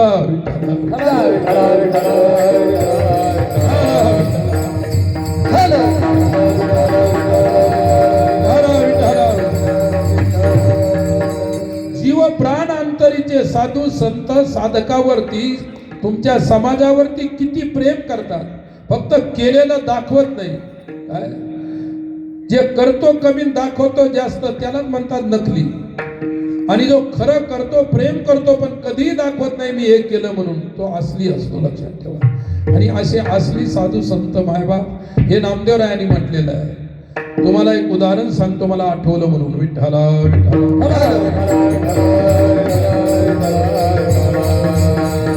हो, आम्ही ऋषिकेशला शिकायला होतो. तिथून एकदा आम्हाला अयोध्या पाहायची होती. आम्ही अयोध्याच पाहिली नव्हती. आणि मग जवळ पैसे, कितीतरी वर्ष आम्ही बिना पैशाचे कसे काढले आता आम्हाला ते सांगता येणार नाही. काय पैशाचं कामच पडलं नाही, लक्षात ठेवा. नसले तरी दिवस निघतात, असले तरी कमी पडतात, काही नाही, आहे की नाही. पैसे नाही, काही नाही. म्हणतो अरे जायचं कसं? ते म्हणजे साधूला काही ट्रेनमध्ये पैसे लागत नाही, विदाऊट. असं काही नाही की साधूला विदाऊट असतं, तिकीट काढावंच लागतं प्रत्येकाला. परंतु ते उत्तर हिंदुस्थानातले लोक चांगले, टीटी वगैरे जर रेल्वेमध्ये असलेत, महात्मा दिसला की तिकीट विचारणारच नाही. आणि त्याला माहीतच आहे की साधूजवळ तिकीटच नसतं, म्हणून कशाला विचारून बेकार फजिती करून द्यायची, आहे की नाही. आम्ही बसलो घाबरत. पहिलाच प्रसंग आहे ट्रेनमध्ये, तिकडं फुकट प्रवास करायचा. आणि मग बसलो, आला टीटी, टिकट टिकट टिकट. बोले बाबा जी टिकट. हमने कहा साहब हमारे पास पैसे नहीं थे इसलिए हमने टिकट नहीं निकाले. कहाँ जाना है? बोले हमने कहा अयोध्या जाना है. जरा कोई बात नहीं, कर बैठो बैठो जाओ. बोले कोई बात नहीं, नहीं टिकट तो कोई बात नहीं. महाराष्ट्राचा टीटी असला तर डायरेक्ट घातला असतं याच्यामध्ये. महाराष्ट्रापासून इकडं खाली इतकं खतरनाक आहे, माणसं खतरनाक, सर्वच खतरनाक आहे, लक्षात ठेवा. कारण काय, तापीच्या नर्मदेच्या इकडची भूमी राक्षस भूमी आहे, तिकडची भूमी देवभूमी आहे. मी नाही म्हणत, कालिदास म्हणतो. अस्ति उत्तर श्याम दिशि देवतात्मा हिमालयो नाम नगाधिराज. अस्ति उत्तर श्याम दिशि देवभूमी. उत्तर दिशेला देवभूमी आहे आणि दक्षिण दिशेला कोणाचं साम्राज्य होतं? रावणाचं. आणि त्याची छाया आपल्यावरती आहे थोडी बहुत. विठ्ठल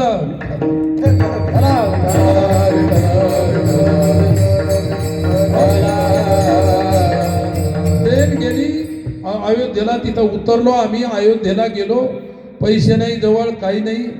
म्हटलं आश्रम होते, गेलो एका आश्रमात, विचारलं. पहिलाच आश्रम होता, त्याच्यात गेलो.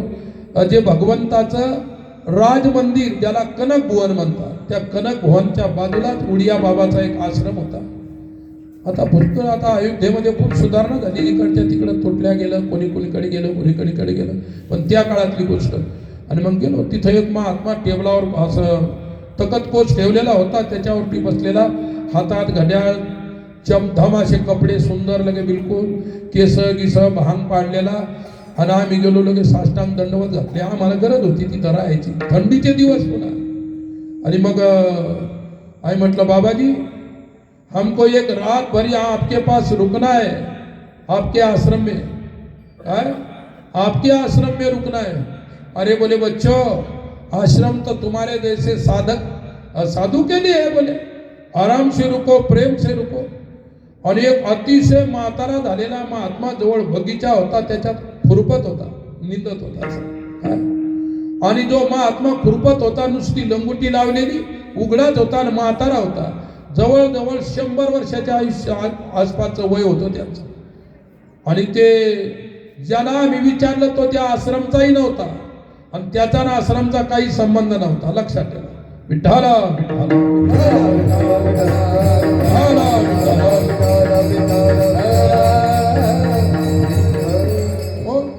जो आश्रमचा महात्मा नाही, आम्ही त्याला चुकीनं, आम्हाला काय माहिती, आम्हाला वाटलं बा दिसायला चांगले, आम्ही भुललो आणि आम्ही त्यालाच नमस्कार केला.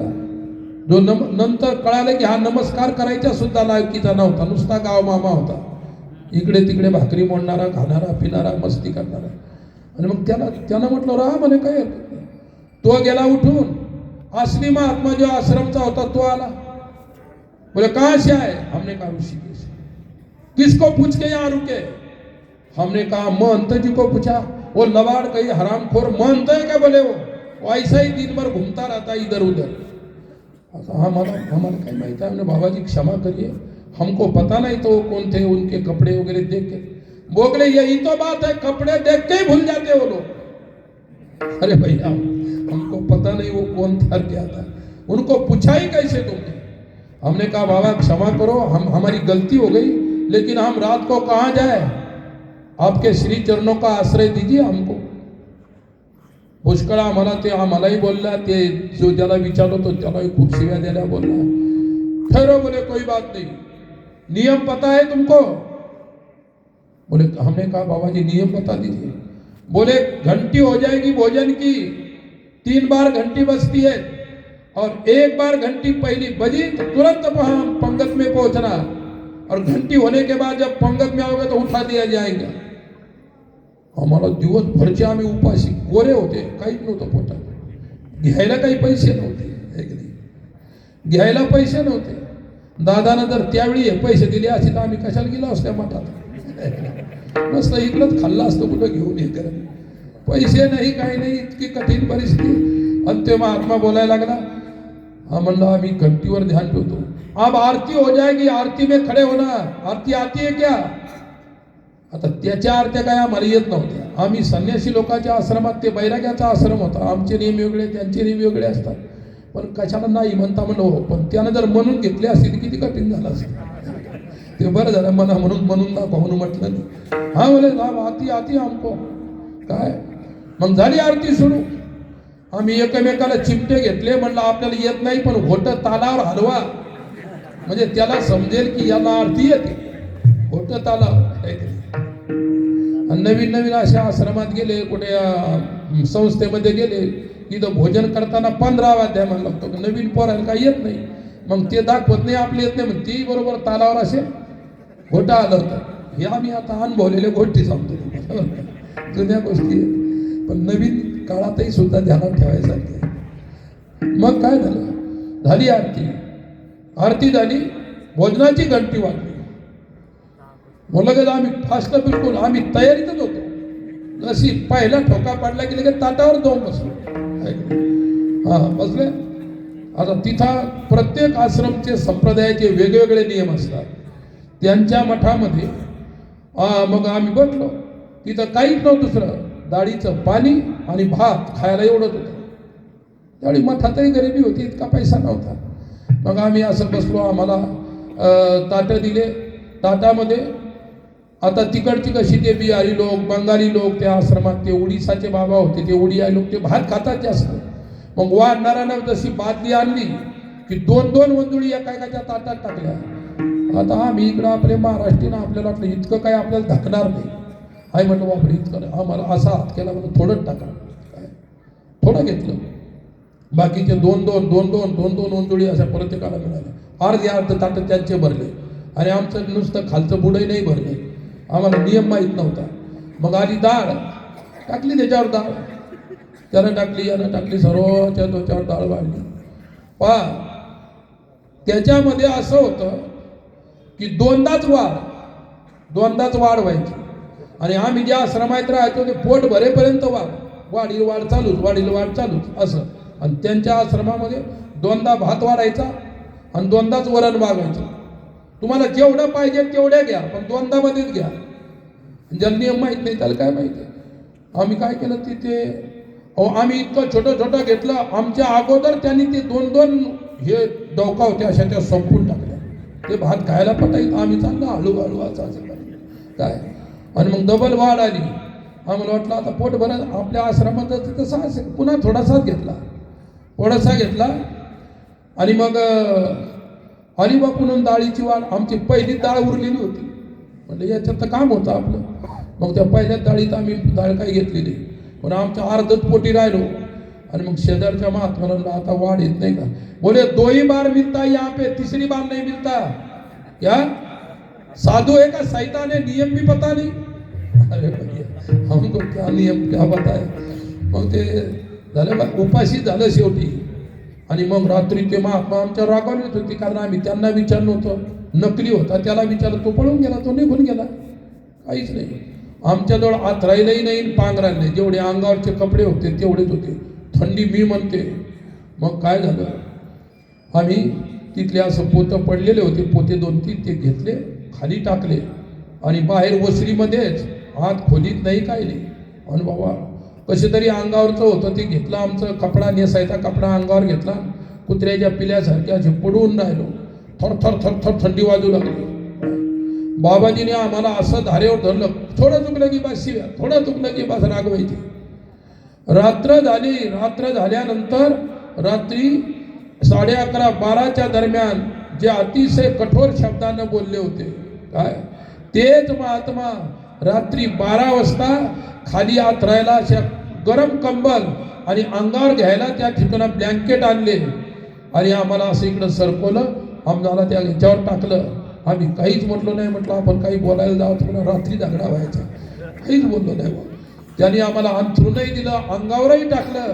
अंगावरच नुसतं टाकलं नाही, असं आम्हाला दाबून हे केलं की गरमी यायला पाहिजे.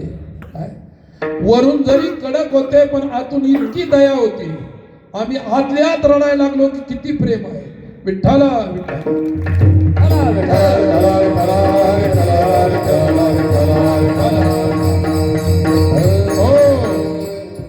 फणसाच्या अंगी पाणी, फणसाच्या अंगी पाणी, फणसाच्या अंगी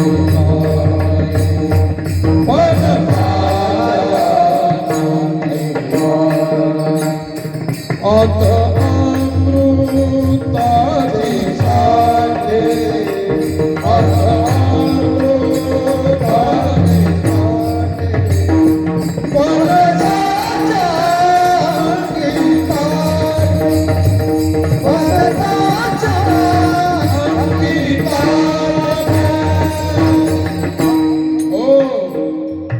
फणसाच्या अंगी काटे, आता अमृताची साठे.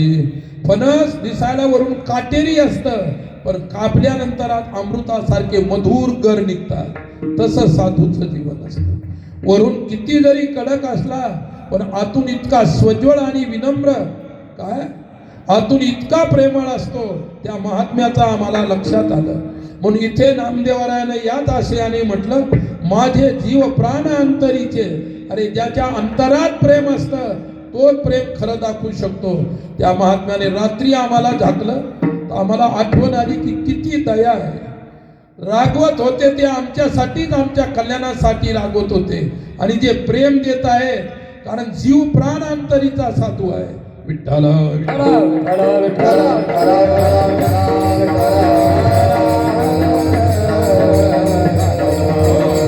आणि असे साधू तुमच्या आमच्यासाठी काय करता दुसऱ्या कडव्यात.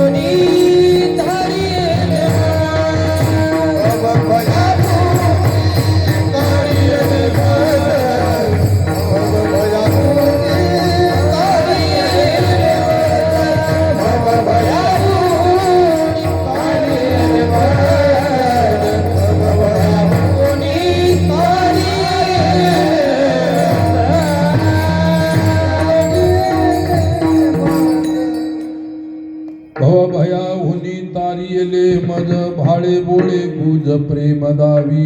विठोबार कुमारी कुमार कुमारी बार कुमारी हरी हरी बार कुमार बोला बार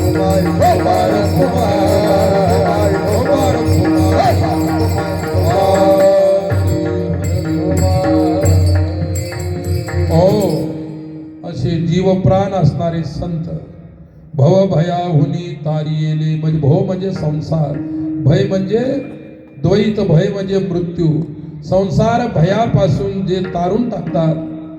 आणि दुसरी गोष्ट, त्या तारण्यासाठी बाळे भोळे गुज प्रेम द्यावे. बाळे म्हणजे अज्ञानी जीवाला, आणि अशा भोळे म्हणजे नासमज जीवाला. गुज म्हणजे गुह्य, गुह्य म्हणजे ज्ञान, प्रेम म्हणजे भक्ती दाखवतात. काय जीवाला भक्ती आणि ज्ञानाचं दान करतात. पण केव्हा? रंकाहुनी रंक झालो मी सेवक. त्यांच्या पुढे रंकाहून रंक व्हावं लागतं. आणि रंकाहून रंक काय झालो? सेवक झालो. ब्रह्मादिक देव इच्छिती सुख, ज्या सुखाची अपेक्षा ब्रह्मादिक देवता करतात ते सुख त्यांना न मिळता संतांच्या सेवकाला मिळतं. म्हणून संतांचा सेवक साधक एवढा महान आहे. नामामने संत भाग्यालौकिक, शुद्ध निष्कलंक पुण्यरूप. नामदेवराय शेवटी म्हणतात संत भेटीचं भाग्य अलौकिक आहे. कारण संत भेटी झाल्यानंतर शुद्ध निष्कलंक जीवन आणि पुण्यरूप जीवन भोगायला मिळतं. अशा एकंदरीत अभंगाचा अर्थ आहे. वेळ संपलेला आहे. शेवटचे 2 शब्द विठ्ठला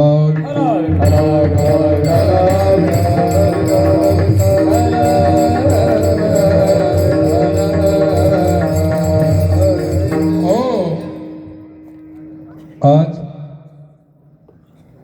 ज्यांच्या कृपा छत्राखाली हजारो नाही लाखो लोक साधू झाले, संत झाले, कीर्तनकार झाले, प्रवचनकार झाले, कथाकार झाले, असे परमादरणीय वंदनीय वैकुंठवासी हरिभक्तपरायण गुरुवर्य मामासाहेब दांडेकर आपल्या आदर्श संस्थेवरती ज्यांची अपार आणि अहेतुक कृपा होती, त्यांच्याच कृपेनं हे आदर्श संस्थेचं सर्व वैभव इथे आपल्याला दिसतं. ही संत कृपा आहे. आणि ज्या संतांनी या संस्थेवरती एवढी महान कृपा केली, ही आदर्श संस्था मामासाहेबांना अजूनही विसरलेली नाही. आजही त्यांचं पुण्यस्मरण संस्थेच्या वतीनं आध्यात्मिक कार्यक्रमाद्वारा होत असतं. सकाळपासून दिंडी आहे, प्रभात फेरी आहे, ज्ञानेश्वरी पारायण आहे. ज्ञानेश्वरी पारायणाचं व्यासपीठ ज्यांनी सांभाळलं ते आमचे हरिभक्तपरायण रामकृष्ण बाबा शितोळे. प्रवचन ज्यांचं होतं ते हरिभक्तपरायण योगेश महाराज सोळंकी, जे आमच्याही विद्यार्थ्यांना आश्रमामध्ये शिकवतात. अशा प्रकारे आणि रात्रीचा हा कीर्तन सेवेचा कार्यक्रम आदर्श संस्थेच्या वतीनं, संस्थेचे सर्व अध्यक्षासहित सर्व संचालकाच्या वतीनं व या संस्थेच्या वतीनं दरवर्षी मामासाहेबांच्या कृपेने माझ्याकडे जी सेवा असते, अनेक वर्षापासून या सेवेसाठी मी येत असतो. आणि या सेवेला श्रवण करण्यासाठी आपणही श्रोतागण दरवर्षी येत असतात. जेव्हापासून सुरू झालेली आहे कीर्तनाची सेवा, तेव्हापासून आपण एवढी निरीव शांतता पाळली. कोणी उठलं नाही, कोणी बसलं नाही, कोणी इकडे तिकडे गेले नाही. ही श्रोत्यांची असणारी चांगल्या प्रकारची मानसिकता पाहून मलाही सुख आनंद वाटला, आल्हाद वाटला. अशाच प्रकारची कोणीही संत महात्मा असतील आणि तुम्हाला जर कीर्तन प्रवचन सांगत असतील तर याच मानसिकतेनं ते श्रवण केलं पाहिजे. सज्जनांनो, मामासाहेबांचे उपकार संस्थेवरही आहे, अनेक साधू संत कीर्तनकारांच्या वरती सुद्धा आहे. ज्या संस्थेच्या वतीनं, वारकरी शिक्षण संस्थेच्या वतीनं मामासाहेबांनी संत स्वानंद सुखनिवासी जोग महाराजांच्या कृपेनं जी संस्था तिथं रोपटं लावल्या गेलं, मामासाहेबांनी त्यांचा त्या काळामध्ये वटवृक्ष केला आणि आता विशाल वटवृक्ष झालेला आहे. ही सर्व कृपा त्या संस्थेची आहे. आणि त्या संस्थेला इतकं शिस्तबद्ध, नियमबद्ध आणि आपल्या संस्थेतून साधू जन्माला येतील या हेतूनं मामासाहेबांनी जे कार्य केलं ते अमूल्य कार्य होतं. आणि त्याच कार्याची कुठेतरी पावती आपण आपल्या आदर्श संस्थेच्या वतीनं फाडत असतो. आणि ती म्हणजे कीर्तनरूपी सेवेच्या द्वारे. म्हणून याही वर्षी आपण आदर्श संस्थेच्या वतीनं जो इथे कार्यक्रम आयोजित केला आणि त्या कार्यक्रमाला तसे थंडीचे दिवस असतात. आज काही मला तरी वाटतं तेवढी थंडी नाही. 2 दिवसापासून थोडी कमी झालेली आहे थंडी, पण थंडीची ही तमान बाळगता दरवर्षीचं जे आपल्या आदर्श संस्थेचं या कार्यक्रमावरती असणारं प्रेम तुमच्या सर्वांमध्ये आहे आणि आपण आवर्जून येत असता, म्हणून तुम्हा सर्व श्रोतृवृंदांना धन्यवाद. आणि पहा, आदर्श संस्थेने हे आध्यात्मिक कार्य जे सुरू केलं हे अतिशय आदरणीय प्रशंसनीय कार्य आहे, म्हणून संस्थेला सुद्धा खूप खूप धन्यवाद देतो. आणि आमचे पाठीमागे उभे असलेले आमचे सर्व गुणीजन, सर्व वैष्णवजन, सकाळी मौनी बाबा संस्थांमध्ये काल्याचं कीर्तन होतं, त्यावेळी सुद्धा हे चिमुकले लेकरं सकाळी सुद्धा होते तिथे. आमचे हरिभक्तवारायण श्याम महाराजांनी त्यांच्या संस्थेमध्ये तयार केलेले हे सुंदर पावल्या खेळत होते. आताही सुद्धा अशा प्रकारच्या सुंदर पावल्या टाकत होते. सज्जनांनो, हीच मुलं सकाळी होती, आता आहे. आणि तुम्ही सुद्धा सर्व गुणीजन आपल्या परिसरातील आणि हरिभक्तपरायण आपले विनोद महाराज आपल्या परिसराचं नव्हे, आपल्या विदर्भाचं एक वैभव आहे, भूषण आहे, लक्षात ठेवा. आणि सुंदर अशा प्रकारची मृदंगाची साथ आणि परिसरातील कोणी संतगण आहे त्यांचाही खूप प्रेमाचा आदर करतो. आणि आजच्या कार्यक्रमाला काय एक तर माझ्या तोंडातलंही सुद्धा आलेलं आहे, कारण बोलून बोलून आलं बरं का. जागरण होते, प्रवास होतो आणि थोडासा आवाज सकाळी जास्त खराब होता, पण आता जरा बरा वाटायला लागला. आणि तरी सुद्धा अजून काही औषध पाणी घेतलेलं नाही. आता काय दादाने पैसे दिले, आता जाता जाता मेडिकलवर जरूर एखादं काहीतरी औषध घेतो बरं का. ती बिना पैशाची गोष्ट सांगितली, आता पैसे येत आपल्याला, आता काही टेन्शन नाही. तर मला सांगायचं पुष्कळ बोलायसारखं आहे, वेळ होऊन गेला. चाल म्हणता का कसं? थकले का? बर, मी थकलो तुम्ही थकले, आम्ही सर्व बरोबरच आहे सर्व. आपण सकाळपासून ज्ञानेश्वरा माऊली माऊली ज्ञानेश्वर माऊली ज्ञानराज माऊली ज्ञानेश्वरा माऊली माऊली ज्ञानेश्वर माऊली ज्ञानराज माऊली विठाल जय जय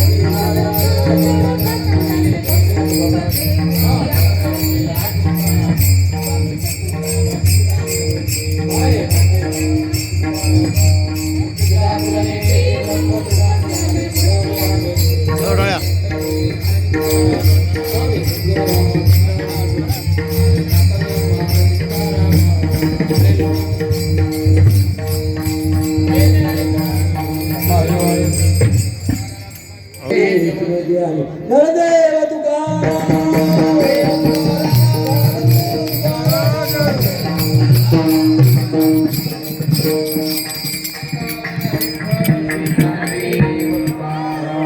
श्रीनाथ भगवान मौली ज्ञानेश्वर महाराज जगद्गुरु तुकाराम महाराज की जय.